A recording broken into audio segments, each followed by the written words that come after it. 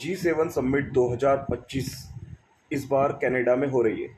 यानी Canada G7 summit 2025 को host कर रहा है। डोनाल्ड ट्रंप बीच समिट से ही बाहर आ गए और उस समय डोनाल्ड ट्रंप का ये कहना था कि रूस को G8 से बाहर निकालने का जो निर्णय था वो गलत निर्णय था। अब ये निर्णय कौन का था? इन्हीं की पूर्ववर्ती सरकार का था, अमेरिका का ही। इन्हीं के दबाव में आके ऐसा किया गया था। ट्रंप कह रहे हैं वो गलत डिसीजन था, ऐसा नहीं किया जाना चाहिए था। रूस को G7 में शामिल किया जाना चाहिए और इसको G8 बनाना चाहिए। यानी अमेरिका रूस का फेवर ले रहा है इनडायरेक्टली, जो कि एकदम कोल्ड वॉर से अगेंस्ट सिनारियो है। फिर अमेरिका का ये भी मानना है कि इसको G8 नहीं G9 होना चाहिए, यानी चीन को भी इसमें शामिल होना चाहिए G7 ग्रुप में। इस तरीके से एक बड़ी विरोधी स्थिति देखने को मिल रही है। जो चीन के, जो अमेरिका के ट्रेडिशनली इकोनॉमिक कॉम्पिटिटर हैं या ट्रेडिशनली स्ट्रेटेजिक कॉम्पिटिटर हैं, उनको अमेरिका इंटरनेशनल ऑर्गेनाइजेशन में शामिल करने की बात कर रहा है। ऐसे में भारत का क्या?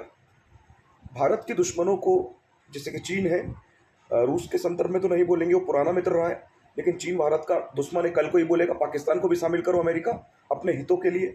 तो ऐसे में भारत का क्या? क्योंकि ये अमेरिका अंतर्राष्ट्रीय मंचों पर भारत के बारे में कहता है कि India is our all time friend, India is our most reliable friend, India American friendship is a evergreen friendship, is the example of the evergreen friendship.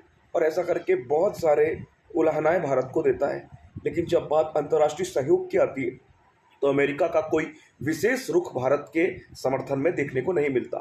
अभी ऑपरेशन सिंदूर हुआ, ऑपरेशन सिंदूर के बाद आप देखें कैसे IMF ने पाकिस्तान को लोन दिया, कैसे अमेरिका के आर्मी चीफ को, अभी कुछ दिन पहले की बात है, पाकिस्तान के आर्मी चीफ को अमेरिका के अंदर आमंत्रित किया गया। पाकिस्तान के प्रति उसका इतना नरम रुख है, जबकि दुनिया जानती है कि पाकिस्तान एक आतंकवादी देश है और टेररिज्म को पनाह केवल और केवल देने वाला, ईरान इजराइल वॉर भले चले, लेकिन सबसे बड़ा अगर आतंकवादियों को कोई पनाह देने वाला देश है तो पाकिस्तान है। उसके बावजूद भी, जबकि लादेन भी वहीं पाकिस्तान से मिला, उसके बावजूद भी अमेरिका का पाकिस्तान के प्रति जो नरम रुख है वो कहीं ना कहीं आतंकवाद के प्रति वही जॉर्ज बुश और बिल क्लिंटन वाली नीति का अनुसरण करते हुए डोनाल्ड ट्रंप दिख रहे हैं, जिसका खामियाजा अमेरिका को भी भुगतना पड़ सकता है। हमारे लिए सोचने की बात है, कहीं हमारी ये गलती तो नहीं रही कि रूस को दरकिनार करते हुए, या दरकिनार शब्द उचित नहीं है, हमारी प्राथमिकताएं अभी अमेरिका हो गई है।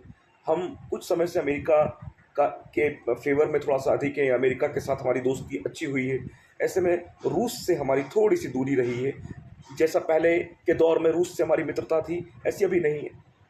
लेकिन अमेरिका के द्वारा भारत को जो दिया गया सहयोग है ये वैसा भी नहीं है जैसा रूस, जापान या इन देशों से जो भारत के ट्रेड रिलेशनशिप, डिफेंस रिलेशनशिप रहे हैं। तो यहाँ पर अमेरिका की ये चालाक कूटनीति को भारत को समझने की आवश्यकता है कि ये कितना चालाक देश है, जो आज G7 की समिट से हम समझ सकते हैं।